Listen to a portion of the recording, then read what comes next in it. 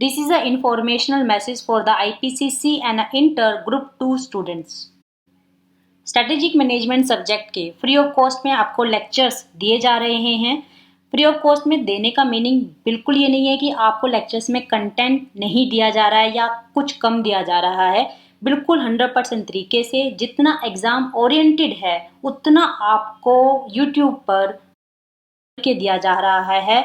Centres पर केवल इतना डिफरेंस है कि आपको बहुत डिटेल में समझाया जाता है, लेकिन यूट्यूब चैनल पर आपको कम से कम टाइम में ज़्यादा से ज़्यादा कंसेप्ट के साथ दिया जा रहा है। जो कंटेंट है बहुत यूनिक है। उसका रीज़न है क्योंकि आपका जितना आईसीआई का मटेरियल था, चाहे आरटीपी, चाहे एमटीपी, चाहे past year exam paper, practice manual, study material, सभी कंसेप्ट को इकट्ठा करके हैंड रिटन नोट्स बनाए गए हैं।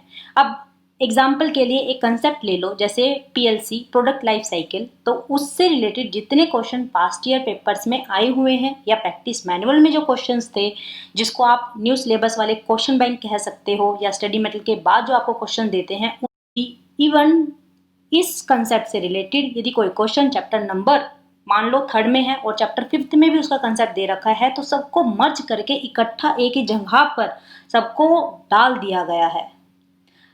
नोट्स बनाते हुए सजेस्टेड आंसर्स, टेक्निकल लैंग्वेज को भी ध्यान में रखा गया है, क्योंकि आईसीआई आपको नंबर तभी देती है जब आपके आंसर्स सजेस्टेड आंसर्स से मैच हो जाते हैं। इसलिए आपको इस सब्जेक्ट पर भी पूरा उतना ही ध्यान देना है जैसे आप दूसरे सब्जेक्ट्स पर देते हो। जो स्टूडेंट्स ये सोचते हैं कि स्ट्रेटेजिक मैनेजमेंट सब्जेक्ट बहुत छोटा सब्जेक्ट है, 7 से लेकर 8 चैप्टर ही तो हैं, बहुत जल्दी हो जाएंगे, तो उनके लिए मैं बता देती हूँ आपका कि इस चैप्टर में, हर एक चैप्टर में इतना ज़्यादा कंसेप्ट है, इतने ज़्यादा एक्स्ट्रा क्वेश्चंस हैं।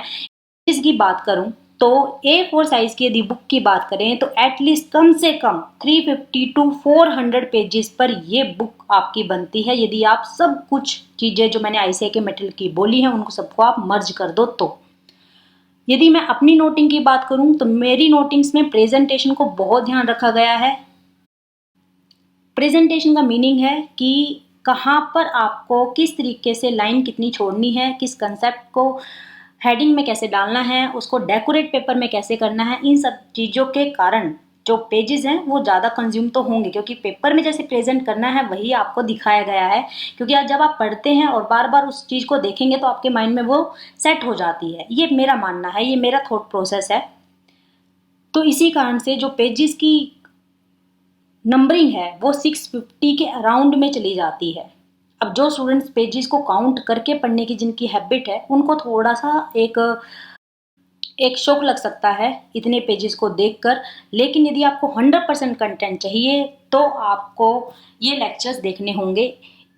ये लेक्चर्स बनाए गए हैं आपके फ़ायदे के लिए। आप ये ना कहो कि काश ये लेक्चर्स मुझे पहले मिल जाते, या काश मैं इन लेक्चर्स को पहले देख लेता तो मेरा ये अटेम्प्ट क्लियर हो जाता। उस बाद में रिग्रेट करने से अच्छा है कि आपको एक इन्फॉर्मेशन दे दी जाए कि आप एक बार इन लेक्चर्स को बिल्कुल शिद्दतमंद लगन से एक बार देखें, ताकि आपको रियलाइज़ होगा कि आपने कितने कंसेप्ट अब तक कर चुके हो, कितने नए कंसेप्ट आपको देखने को मिले हैं, कितने एक्स्ट्रा क्वेश्चंस आपको देखने को मिल रहे हैं।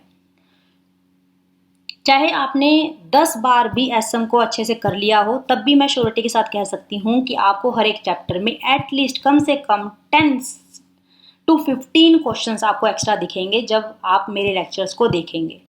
यदि आप लेक्चर्स नहीं देखते हैं देन इट्स योर लॉस, आपका इसमें लॉस होगा, हमारा नहीं।